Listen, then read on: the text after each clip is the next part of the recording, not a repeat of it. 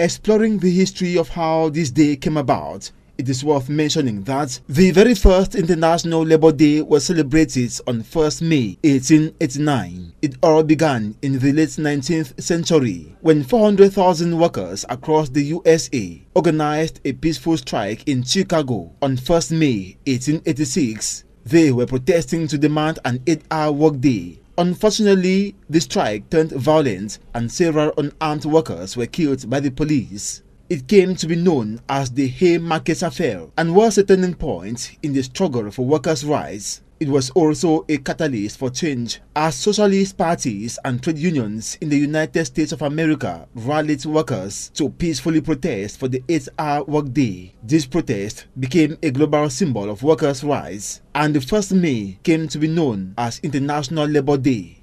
The impact of these protests was seen when public workers in the USA finally secured 8-hour workdays as a legal right in 1892. It became a monumental victory for the labor movement. Even today, years after the historic struggle of workers in 1886, there is still inequality among workers across various industries and countries. Reason why May 1st is an important day for workers to raise their voices and demand better working conditions and fair wages. It is a way for them to remind everyone that they deserve to be treated with respect and dignity in the workplace. International Labour Day is celebrated in diverse ways across the globe.